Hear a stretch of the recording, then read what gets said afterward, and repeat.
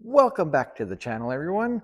I'm Chris, and Link's in school again. Dang it. That's okay, though. This is a quick, short video. We're going to put a new riser on the sled.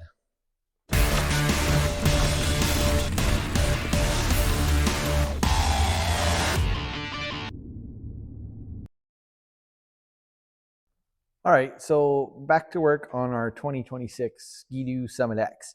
And the guy that owns this sled, well, he's vertically challenged, meaning he's kind of short.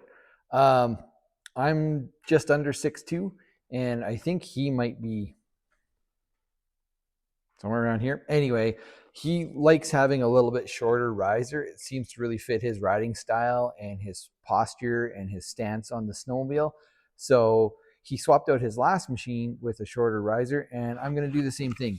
We're going to put I think it's a 3-inch riser. I don't know. What does it say here? Ski-Doo. I don't know. Anyway, we're putting on a Ski-Doo shorter riser to get rid of this tall riser. Simple, straightforward. Follow along. Okay, so in order to replace this handlebar riser with a shorter one, we got to pull off these 4 button head Torx bolts on the top. They're a T40 to get them out.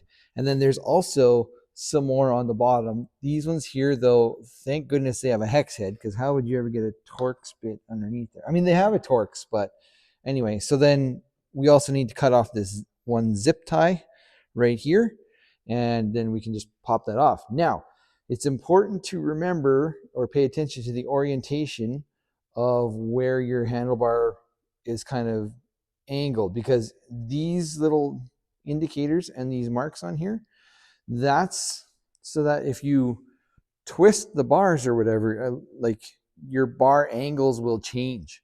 So we want to keep that the same. And then the other thing to pay attention to is the angle of the riser. So you can kind of see the angle of the riser is in line with the steering post. That is also important to remember. So without further ado, let's start changing this out. Okay, so we got a T40 on my ratchet, and I'm going to use that to break the top bolts loose, and then I'll probably get after it with the impact. These bolts are all Loctited from the factory, but I don't want to scratch them up by using the impact right off the get-go, because they're all finished nice and black. Nothing worse than when you're riding your motorcycle or a snowmobile and you look down and you see that one scratch. It's always staring at you in the face. Anyway, so we'll just loosen these off right now. Ooh, wish my buddy was here and didn't have school today. Like I said, we're going to break all these loose first, and then we'll get after it with the impact. The ones underneath, though, that one we'll just use a gear wrench on, because we cannot get an impact underneath it. And then when we put this back together, I'll show you guys how to do that as well, because you have to put it together a certain way. All right, they're all loose. Grab the old Milwaukee Ugga Dugga, zip these out. Yeah, there we go, nice. I know you guys are thinking, oh, Chris, you just scratched. No, I didn't. You know what? Even if I did scratch them, they come with brand new ones in the kit. So what am I even worried about?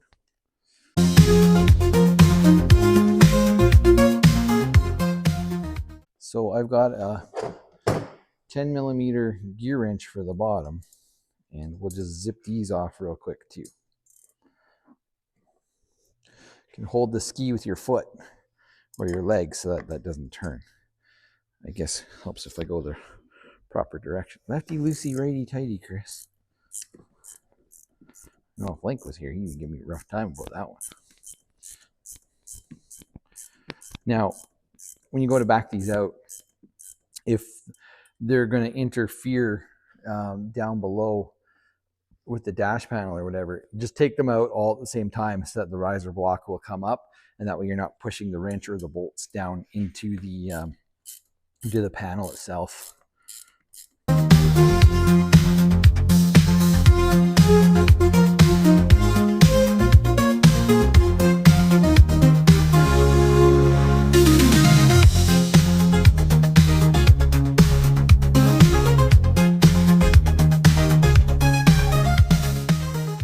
Well, let's take a look. There's the difference in the height. It's not much, but it's enough for our friend that rides this machine. So this riser we're putting in is 3.5 inches, and the stock one we take out is 4.5. Only an inch difference, but that's all he needs. Okay guys, so we got the new riser, the shorter riser. We're gonna put that into place. Doesn't matter orientation, upside down, frontwards, backwards, because it's completely symmetrical. We're gonna use the old bottom clamps, but we're going to use the new supplied bottom bolts because they have brand new Loctite on, and you don't want your steering to come off. So to orientate this, we're just going to line it up with the steering post so that it's all perfectly in line, and we'll snug it up. So don't forget to put your Trail Tech mount back on as well. If you're struggling with how this goes, you can always just kind of lift this up. So now you can get an idea of where your cables and stuff go as well. So that goes on there, and we'll make sure it's centered side to side. So there's kind of like a dimple in the center of this. I'm just lining that up perfectly with the steering post. So it is dead center. If you really want to get finicky and technical, you could measure this end and how much is sticking out on each side. But I'm going to eyeball it, and I'm almost going to guarantee that it's perfect because I'm just that good. I'm a fig jam.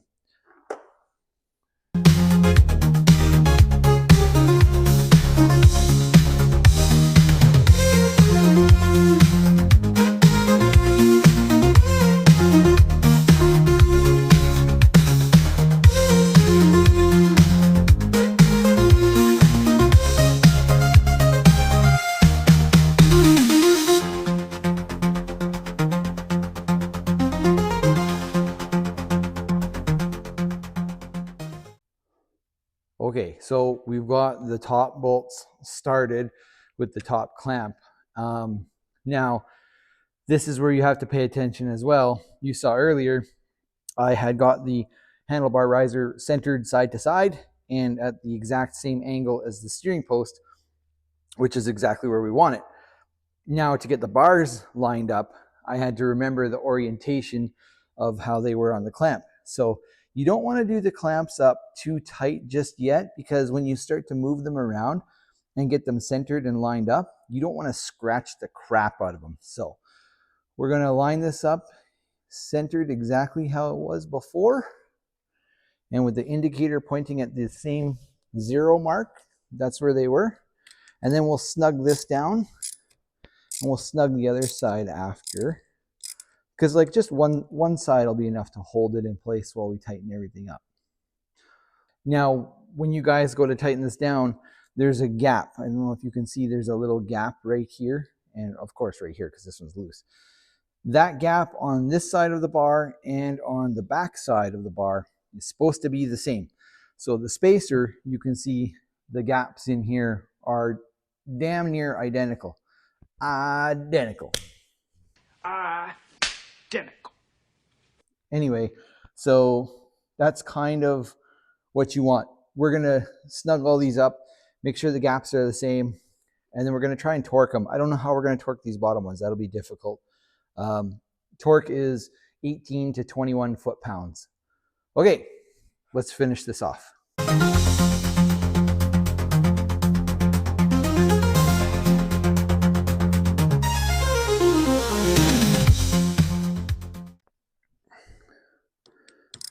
Okay guys, so we got it all perfectly lined up exactly where it needs to be. And we're just going to tighten down these top clamps. And then we'll torque them, like I said, to between 18 and 20 foot-pounds. Make sure everything's lined up. Check the spacing on the clamps here. We'll just add a couple zip ties and we're finished. Simple, easy job, but there are a few little things you need to know about when you put them on.